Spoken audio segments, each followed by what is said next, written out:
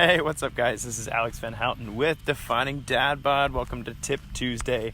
Hope everything's well with you in your world. So on Tip Tuesday, I always go live and talk through a listener submitted question either via our social media inner circle or via the podcast. And today's question is a pretty nuanced question, as most are in health and fitness.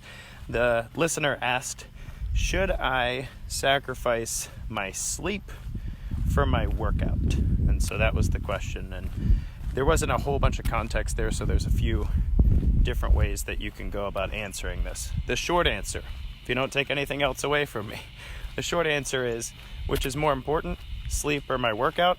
Sleep. The less you sleep, the less you will live, period. That's pretty well borne out in the research. Most people can get away with a pretty active lifestyle without any exercise, but most people can't get away with sleep. If you don't sleep, you will die young. That's the way things work in the biological system of the body. And not only will you die young, but your quality of life will be garbage. So here's some fun facts about sleep. So I actually posted this recently on Twitter and then on the stories here. So sleep researcher recently on TED said, and I quote, "Men who sleep 5 hours a night have smaller testicles than men who sleep 7 hours a night." Subsequently, research has also shown that men who sleep 5 hours a night have lower testosterone, the equivalent to a man 10 years their senior, than men who sleep 7 hours a night. So guys listening, if you're going to sacrifice your sleep for your workouts, just know that over time that might result in decreased testosterone. You might as well be 10 years older with regard to your testosterone, and your balls are going to shrink up. So that's not cool. Now, enough talk about gonads. Let's answer the question a little more intelligently. So I believe if you put a gun to my head and asked me which was more important, sleep or exercise, I would say sleep. However, it's not that simple. Sometimes you're faced with, situations in life where getting enough sleep just isn't in the cards, and exercise's benefits are not only contingent on how your testosterone's doing, or even sometimes how well you recover from sleep. So I did an entire show called How to Work Out While Sleep Deprived, which would seem to contradict the statement that I just said. How to Work Out While Sleep Deprived, I want to say, is episode 8 or 9 on the show. I should have looked that up before this. I will post the link below. But it was a treatise on the science of working out while sleep deprived and what that might actually mean for you, and why there might be some benefits if you adhere to some specific rules around that. Things like don't let your workout exceed 30 to 40 minutes. Keep your exercise parameters intelligent so that you're not doing power exercises, your intensity is nice and low, you don't increase your risk of injury, that sort of thing. I wrote that because I didn't stop exercising after my son was born, and I wanted to know, how do I intelligently exercise even though our 3-month-old is waking up in the middle of the night? So to you parents out there, or perhaps those of you who your work schedule or maybe a family situation has it to where you are sleep deprived, I've done my best to summarize the research to show you how to exercise intelligently when you're unable to sleep. So, all that to say, yep, I believe sleep is more important than exercise if you had to really drill down to it. However, there are times in life where you're going to be sleep deprived and you have to make the decision about whether or not you can exercise in a way that will minimize the damage and do good things for you. So anyway, I've covered that. I will put that in the comments. Now, a few considerations about sleeping and exercising. So first of all, exercise is what we call a good stress, meaning that exercise can stress your body at the cellular level in order to create the necessity for adaptation.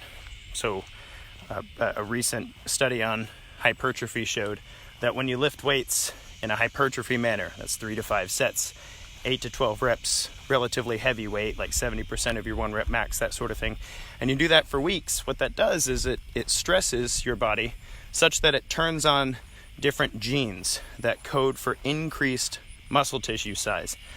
And that's a stress that creates an adaptation. Now, your muscles won't grow if you don't eat enough and if you don't sleep enough. That's what the research seems to be bearing out. Exercise is a good stress that if you can recover well from it, it'll create positive adaptations. So, one of the key components of good exercise adaptation is sleep. If you do a stressful thing, but you don't recover well from it, then you won't get the positive adaptations. And I cover this a lot throughout the show, primarily in Overcoming Obesity Part 3. I talk about overcoming the stress monster and the idea of managing our cortisol well so that exercise doesn't just become another stressor on our plate. Instead, it becomes a positively adapting force, right? So sleep is an extremely important part of getting the most out of your workout regimen, period.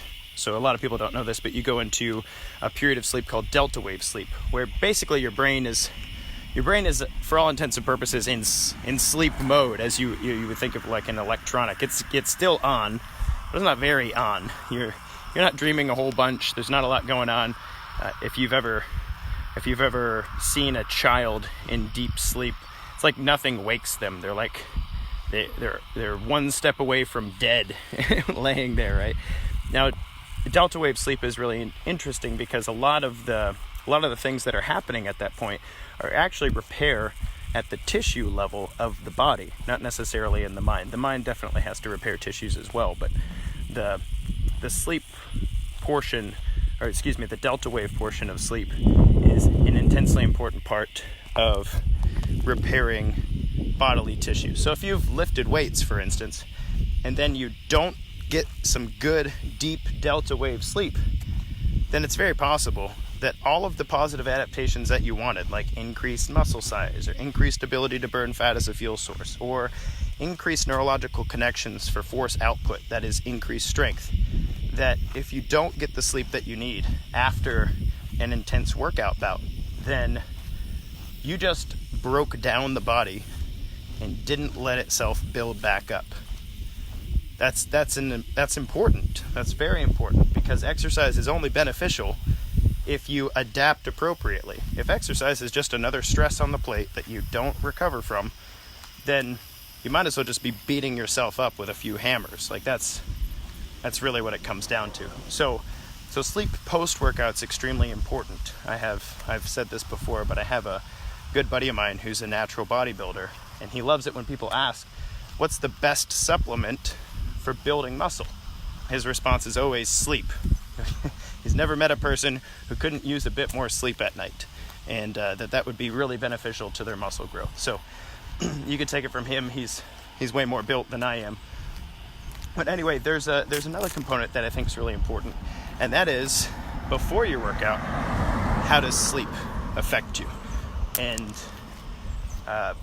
that's powerful too, because I'm always talking about the post-workout benefits of sleep, the recovery after a bout. But there's new research to suggest that your ability to learn something new is significantly impeded after you've not gotten enough sleep. So what they did is they looked at the retention in the hippocampus of the electrical signals that were produced by both a control group who got enough sleep last night and a group who didn't get enough sleep last night. I think the control group got 7 to 8 hours of sleep, and the people who didn't get enough sleep was 2 to 4 hours. And what they found is that you only have about 10% of the capacity to learn something new in the sleep deprivation cycle than you do in a fully rested cycle. Now, what does that mean for exercise? You're not exactly asking me to memorize all of the muscles in my exercise, right? Well, no, but good training generally asks you to go to a new place. That's what good training does. Some training is volume of things that you've mastered, right? You've done thousands of pull-ups, so doing more pull-ups isn't exactly teaching you something new. But when when you're training, the idea of intensity is that you're asking your body to accomplish a task that it either has never accomplished before, like learning a new movement or increasing the speed of your 1 mile or whatever. Similarly, you're also asking your body to do something that it hasn't done in a while, right? So something new or something that it hasn't done in a while. And both of those things enter the new territory of the hippocampus. There's a deep psychological and physiological thing that happens in that case that we don't quite understand. The point is, it has been borne out, that's the way to say that. It has been borne out in the research that if I try to teach you the deadlift today, or the clean and jerk, or the single arm kettlebell snatch, or a heavier farmer carry, or insert thing we could do in your workout here that either you've never done before or you've never done at this intensity, then you won't do any better at that tomorrow if you haven't slept good the night before. What I'm saying to you is your workout intensity and your ability to adapt to that depends both on the sleep you get the night after your workout and the sleep you got the night before your workout. Here's the last thing I'll say about sleep.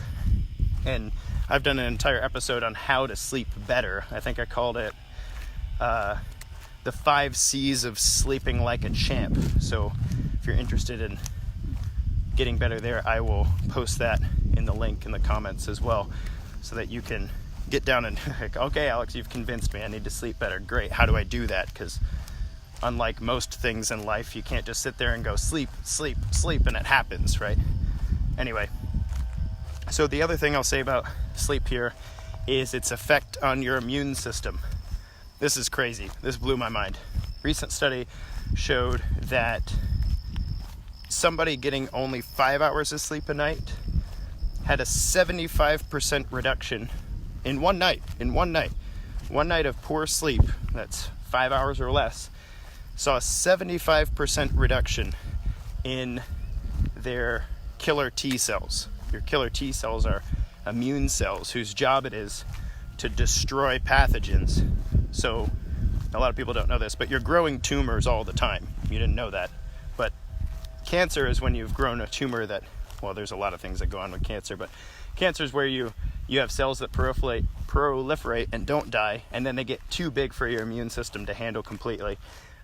You're growing tumors all the time. Most people don't have cancer, as it were, because their killer T cells are keeping all of those mutagens at bay, killing those things off. Similarly, you're always exposed to pathogens in the food you eat, in the air you breathe, the Walmart cart you grabbed yesterday and then wiped your nose with.